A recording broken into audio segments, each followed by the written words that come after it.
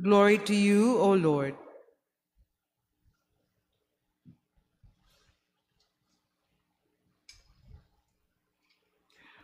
When the days were completed for their purification, according to the law of Moses, Mary and Joseph took Jesus up to Jerusalem to present him to the Lord, just as it is written in the law of the Lord.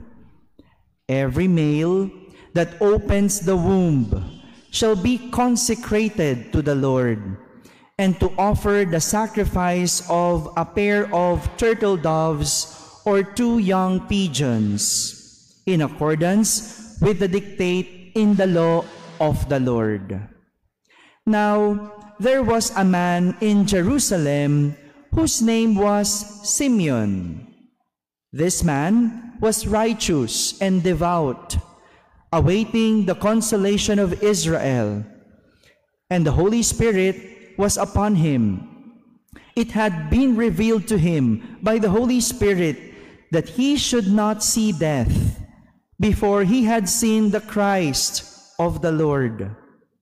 He came in the Spirit into the temple, and when the parents brought in the child Jesus to perform the custom of the law in regard to him, he took him into his arms and blessed God, saying, "Now, Master, you may let your servant go in peace, according to your word. For my eyes have seen your salvation, which you prepared in the sight of all the peoples, a light for revelation to the Gentiles, and the glory of your people, Israel." My friends, the Gospel of the Lord. Praise to you, Lord Jesus Christ. Please be seated. Good afternoon, my dear brothers and sisters. Today, we celebrate the feast of the presentation of the Lord in the temple. The presentation of the child Jesus in the temple. 40 days have passed. After Jesus was born, he is now presented by his parents to the temple.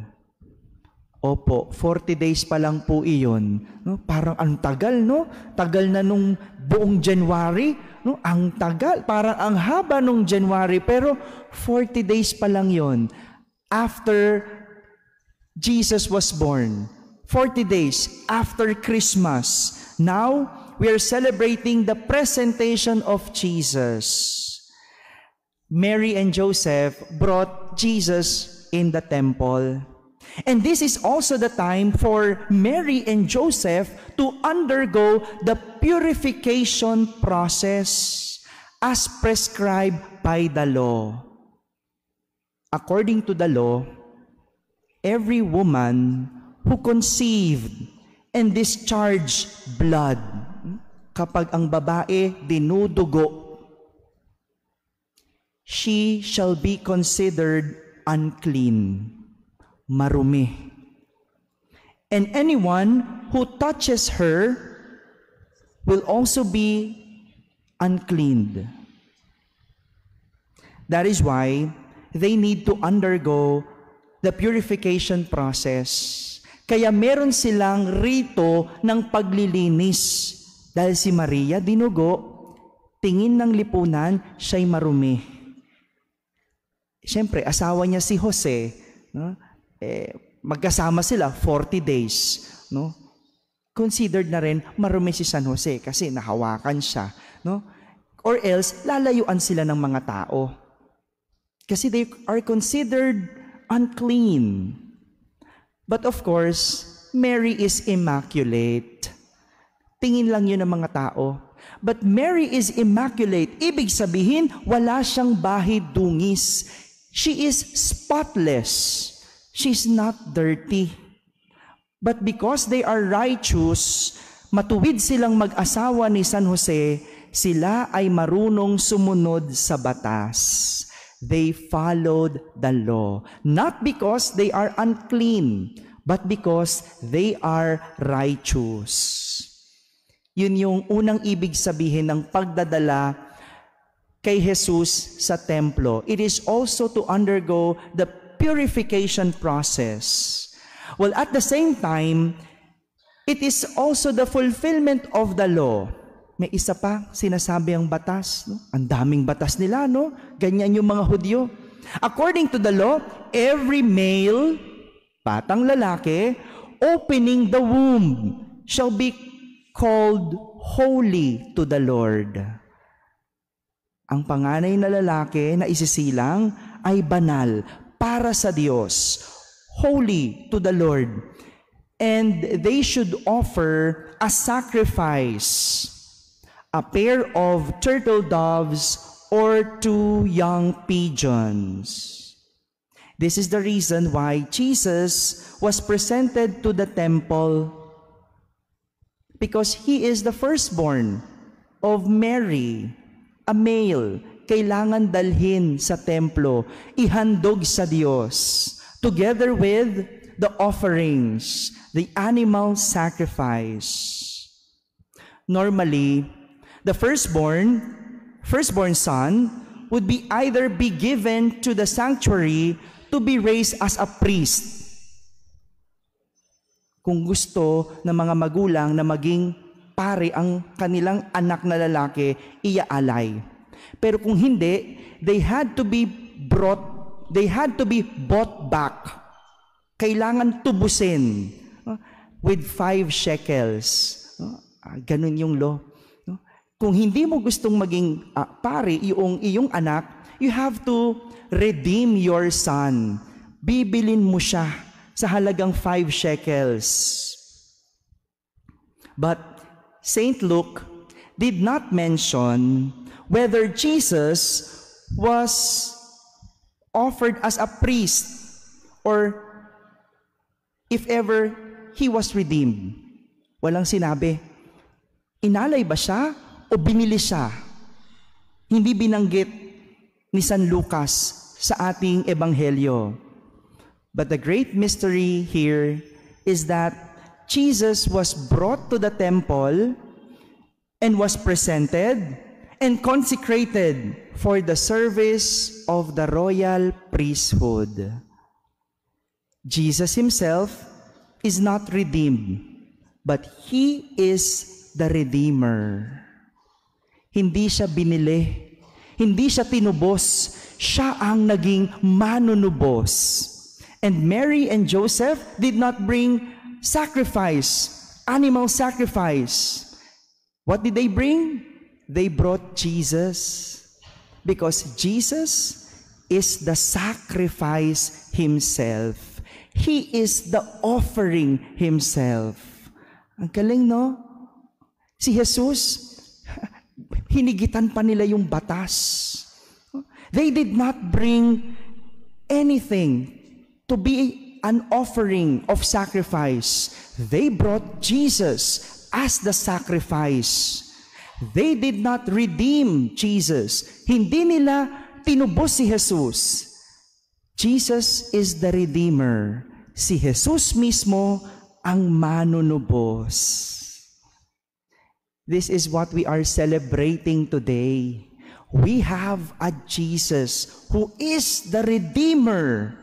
We have a Jesus who is the sacrifice for all of us. Kaya nga, nakilala siya nina Ana at Simeon. Nakilala siya. When they met Jesus in the temple, they recognized him as the Messiah. He is the light. Kanina, we bless the candles before we start the Mass.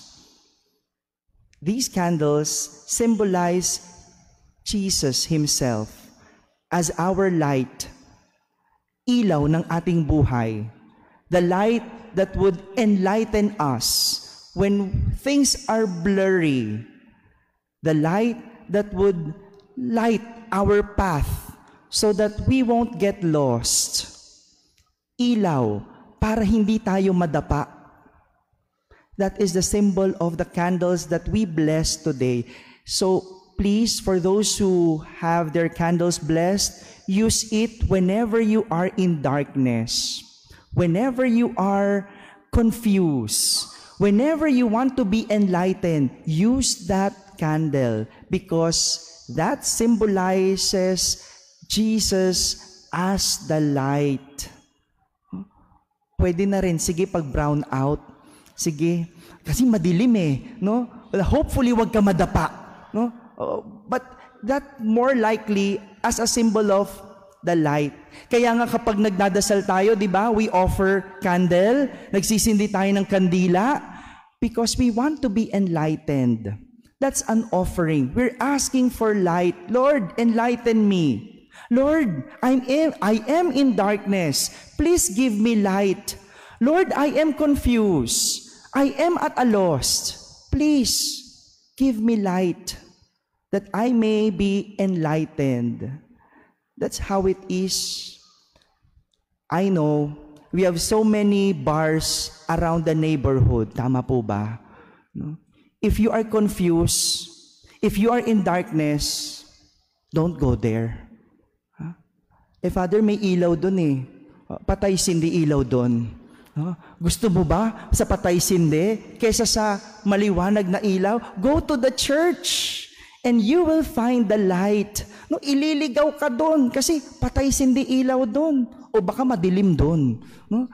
If you are in darkness, if you are confused, if you want to be enlightened with the things that happening around us in our life, go to the church and you will find Jesus, who is our light, that will give you light.